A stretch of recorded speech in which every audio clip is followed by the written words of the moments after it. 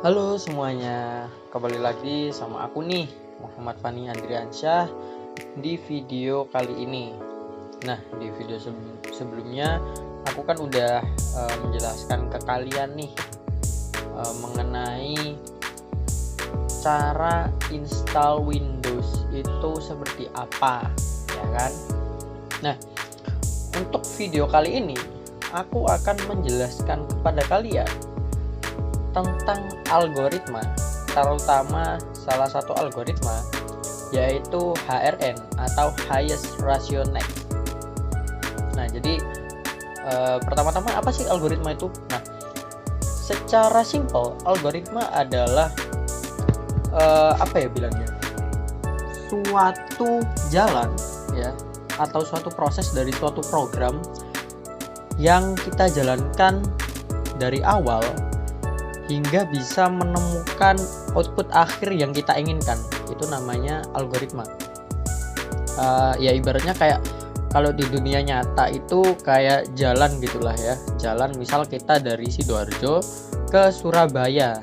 Nah, itu kita lewat jalan mana aja tuh biar kita bisa sampai ke Surabaya. Ada banyak jalan nih ya. Ada jalan yang jauh, ada jalan yang dekat. Nah, itu algoritma itu cari yang paling efisien, yang paling cepat dan paling mudah kayak gitu. Nah, biar nggak berlama-lama, ya mari kita mulai aja ya mengenai presentasi kali ini.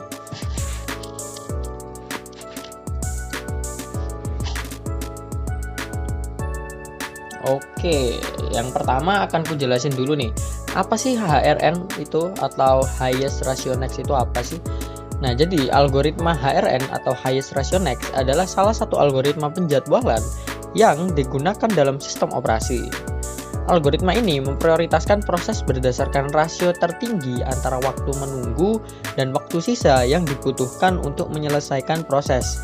Dengan menggunakan perhitungan matematis yang cermat, algoritma HRN memastikan penjadwalan proses secara efisien. Nah, jadi HRN ini adalah salah satu algoritma itu yang mengedepankan efisiensi. Jadi nggak terlalu menunggu waktu yang terlalu lama untuk bisa menyelesaikan suatu proses, karena dia akan menyelesaikan proses yang memiliki rasio tertinggi terlebih dahulu, seperti itu. Oke, kita lanjut ke slide berikutnya.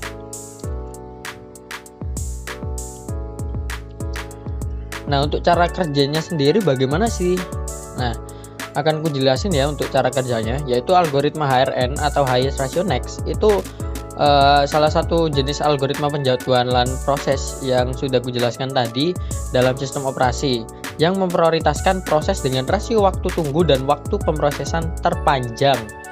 Dengan demikian, proses dengan rasio tertinggi akan diproses lebih dahulu, jadi dia tidak akan membuang-buang waktu.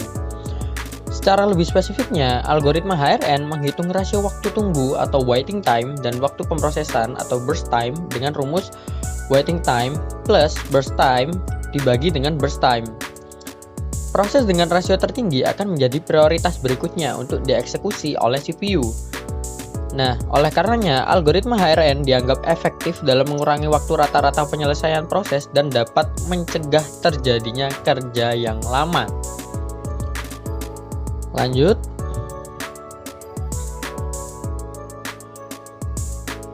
Nah, sekarang kita mulai masuk ke perhitungan waktu putar atau turnaround time pada algoritma HRN. Jadi algoritma sendiri itu ada rumusnya ya guys. Jadi ada perhitungannya secara matematis. Nah, di sini akan ku jelasin terlebih dahulu untuk HRN di turnaround time atau waktu putarnya. Konsep dasarnya, perhitungan waktu putar atau turnaround time pada algoritma HRN merupakan proses untuk mengukur total waktu yang dibutuhkan oleh sebuah proses, mulai dari masuk ke antrian hingga selesai dieksekusi. Waktu putar akan mencakup waktu menunggu di antrian serta waktu eksekusi proses. Konsep ini penting untuk mengevaluasi performa algoritma HRN dalam proses menangani proses-proses yang ada. Rumus perhitungannya sendiri, rumus umum yang digunakan waktu putar adalah total waktu putar sama dengan selesai dikurangi dengan tiba. di mana selesai adalah waktu selesainya proses dan tiba adalah waktu kedatangan proses ke dalam antrian. Dengan rumus ini, kita dapat mengukur efisiensi algoritma HRN dalam menangani proses dengan memperhatikan faktor waktu yang diperlukan dari kedatangan hingga selesai dieksekusi. Nah, untuk penerapan nyatanya itu kita perlu pahami ya, agar untuk memahami konsep waktu putar lebih lanjut, kita perlu menerapkan pada sebuah kasus penggunaan algoritma HRN pada sistem operasi. Dengan contoh kasus nyata, kalian akan lebih mudah memahami bagaimana proses perhitungan waktu putar dapat memberikan wawasan yang berharga terkait performa algoritma ini dalam memproses tugas-tugas. Jadi kalian bisa mencari itu atau searching contoh-contoh penggunaannya atau penerapannya yang nyata di dalam kehidupan sehari-hari seperti itu. Oke, next. Nah, di sini kita akan membahas tentang perhitungan waktu tunggu atau waiting time pada algoritma HRN. Untuk definisi waktu tunggu sendiri, waktu tunggu itu merupakan jumlah waktu yang diperlukan oleh sebuah proses sejak tiba hingga mendapatkan akses ke CPU. Perhitungan algoritma HRN menggunakan perhitungan rasio tertinggi. Menggunakan rasio tertinggi dari waktu menunggu proses terhadap lama eksekusi proses selanjutnya. Proses dengan rasio tertinggi akan dipilih untuk dieksekusi berikutnya. Contoh kasusnya, misalkan terdapat 3 proses dengan waktu tunggu masing-masing 2, 5, dan 3. Sedangkan lama eksekusi proses-proses tersebut adalah 6, 4, dan 5 secara berurutan. Maka rasio waktu tunggu lama eksekusi proses adalah 2/6, 5/4, dan 3/5. Proses kedua, 5/4 akan dipilih karena memiliki rasio tertinggi dan akan dieksekusi selanjutnya. Next. Nah, di sini saya tampilkan tabel Gantt chart pada algoritma HRN. Bisa kalian lihat di sana ada beberapa proses dari P1 hingga P4. Ada waktu kedatangan atau arrival time dan juga ada burst time-nya. Nah, kalian bisa lihat di tabel yang disediakan. Nah, tapi apa sih tabel Gantt chart itu? Jadi tabel Gantt chart pada algoritma HRN akan menampilkan kolom-kolom yang merepresentasikan proses atau tugas, waktu mulai, waktu selesai, dan durasi. Setiap baris pada Gantt chart akan menunjukkan detail waktu eksekusi masing-masing proses beserta visualisasi yang jelas dan informatif. Oke, kita lanjut ke slide selanjutnya. Nah, ini ada contoh perhitungannya ya. Kalian bisa lihat di sini. Itu ada rumus untuk perhitungannya. Seperti yang saya bilang tadi, waiting time atau S ditambah burst time dibagi dengan burst time. S itu waktu tunggu, T itu burst time-nya atau waktu layanannya. Nah, itu ada soal-soal. Contohnya itu dari soal di atas, yang dikerjakan pertama kali itu adalah job yang pertama kali tiba. Kenapa? Karena job yang lain itu belum tiba. Terus di situ kalian bisa lihat ya, ada perhitungannya, rata-ratanya bagaimana. Oke, kita lanjut. Nah, apa sih kelebihannya HRN atau highest ratio next serta kekurangannya dibandingkan dengan metode-metode algoritma yang lain? Nah, untuk kelebihannya sendiri dia itu ada 3. Yang pertama itu optimasi waktu proses, pencegahan starvation, dan penanganan proses urgent. Nah, untuk optimasi waktu proses sendiri itu adalah salah satu kelebihan utama dari algoritma HRN, adalah yang kemampuannya untuk mengoptimalkan waktu proses. Dengan memprioritaskan proses berdasarkan rasio tertinggi antara waktu menunggu dan waktu proses, algoritma ini dapat mengurangi waktu tunggu secara signifikan. Hal ini sangat penting dalam lingkungan sistem yang memerlukan efisiensi tinggi dalam penjadwalan proses. Selanjutnya ada pencegahan starvation. Algoritma HRN efektif dalam mencegah terjadinya starvation atau kelaparan proses. Dengan memberikan perhatian pada proses dengan rasio tertinggi, algoritma ini dapat memastikan bahwa setiap proses mendapatkan kesempatan untuk dieksekusi tanpa ada yang terpinggirkan dalam antrian penjadwalan. Jadi sudah jelas bahwa dengan algoritma ini, semua proses itu pasti akan dieksekusi pada waktunya. Lalu untuk yang terakhir, ada penanganan proses urgent. Algoritma HRN juga memiliki keunggulan dalam menangani proses urgent atau proses-proses yang bersifat sangat urgent untuk segera diproses atau dieksekusi. Dengan mempertimbangkan rasio waktu menunggu dan waktu proses, algoritma ini dapat memberikan prioritas yang sesuai untuk menangani proses-proses yang membutuhkan penyelesaian cepat tanpa mengorbankan efisiensi secara keseluruhan. Jadi ibaratnya algoritma ini itu bisa memanage waktu.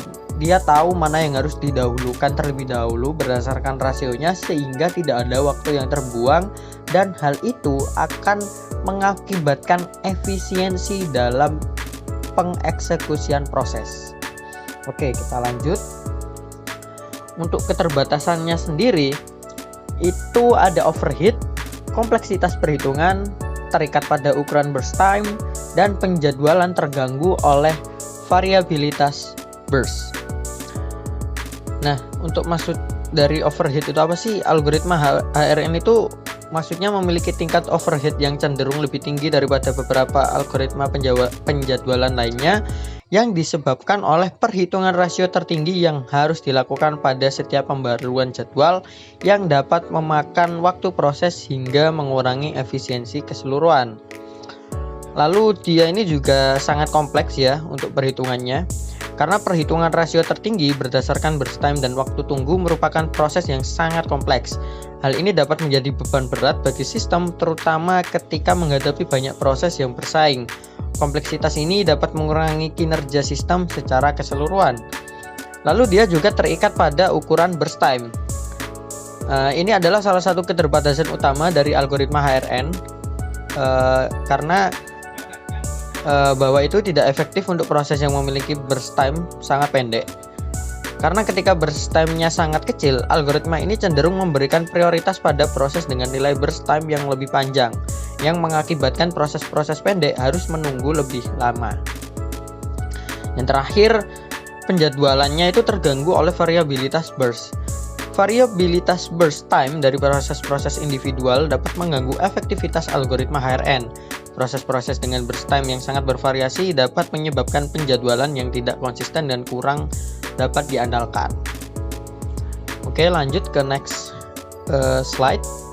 Nah, kesimpulan saran penggunaan algoritma HRN. Setelah mempelajari kelebihan dan keterbatasan algoritma HRN tadi, kita dapat menyimpulkan bahwa penggunaan algoritma ini sangat disarankan dalam kasus-kasus di mana proses-proses memiliki variasi waktu penggunaan CPU yang signifikan. Algoritma HRN mampu memberikan hasil yang optimal dalam situasi-situasi seperti berikut. Contohnya kompleksitas waktu yang seimbang. Nah, ini adalah kapan sebaiknya menggunakan algoritma HRN itu kita gunakan. Algoritma HRN itu cocok digunakan ketika terdapat kompleksitas waktu yang seimbang antara proses-proses yang akan dijadwalkan. Ketika proses-proses memiliki rasio burst time yang relatif sama, HRN dapat memberikan hasil yang optimal dengan waktu tunggu dan waktu putar yang minimal. Lalu ada juga waktu di mana penjadwalan proses tanpa terlalu banyak penundaan. Jika tujuan utama adalah meminimalkan waktu penundaan atau waiting time dan waktu putar atau turnaround time dari proses-proses yang dieksekusi, maka algoritma HRN menjadi pilihan yang sangat tepat. Dengan mengutamakan proses dengan rasio burst time yang tinggi, HRN dapat menjadwalkan proses tanpa terlalu banyak penundaan. Selanjutnya, eksekusi proses dengan prioritas tertinggi. Saat diperlukan eksekusi proses dengan prioritas tertinggi berdasarkan rasio burst time, algoritma HRN efektif dalam menangani hal tersebut. Hal ini dapat berguna dalam sistem yang membutuhkan penyelesaian proses dengan rasio burst time tinggi secepat mungkin. Dalam konteks aplikasi praktis, algoritma HRN juga dapat memberikan keuntungan dalam mengurangi waktu tunggu dan meningkatkan efisiensi penggunaan sumber daya, terutama pada sistem yang memiliki proses-proses dengan prioritas yang berbeda-beda. Nah, untuk contoh penggunaan algoritma HRN sendiri itu ada beberapa kasus seperti optimasi penggunaan sumber daya. Itu adalah salah satu contoh kasus penggunaan algoritma HRN dalam pusat data di mana terdapat beberapa tugas yang harus dijalankan secara bersamaan. Dengan menerapkan algoritma HRN, pusat data dapat mengoptimalkan penggunaan sumber daya seperti CPU dan memori sehingga meminimalkan waktu tunggu dan waktu putar pada setiap tugas. Lalu ada kasus selanjutnya yaitu penjadwalan proses yang efisien. Di dalam sistem komputer, algoritma HRN sering digunakan dalam penjadwalan proses. Contoh kasusnya adalah pada sistem operasi di mana beberapa proses harus dijalankan secara bersamaan. Dengan menggunakan algoritma HRN, proses-proses tersebut dapat diatur dengan efisien untuk meminimalkan waktu tunggu dan memaksimalkan penggunaan CPU. Yang terakhir ada penjadwalan produksi yang optimal. Algoritma HRN juga dapat diterapkan dalam sistem manufaktur untuk mengatur penjadwalan produksi. Dengan menerapkan algoritma HRN, sistem manufaktur dapat mengoptimalkan urutan produksi sehingga meminimalkan waktu tunggu antar proses produksi, mengurangi waktu putar, dan meningkatkan efisiensi produksi secara keseluruhan. Nah, semua hal tersebut menunjukkan bahwa penggunaan algoritma HRN dapat memberikan dampak yang sangat positif, yang sangat signifikan dalam meningkatkan kinerja sistem dan mengoptimalkan pemanfaatan sumber daya komputasi. Nah, segitu saja presentasi untuk materi yang bisa saya sampaikan hari ini. Terima kasih atas waktu kalian mau mendengarkan presentasi saya. Saya harap kita dapat bertemu lagi di video selanjutnya. Wassalamualaikum warahmatullahi wabarakatuh.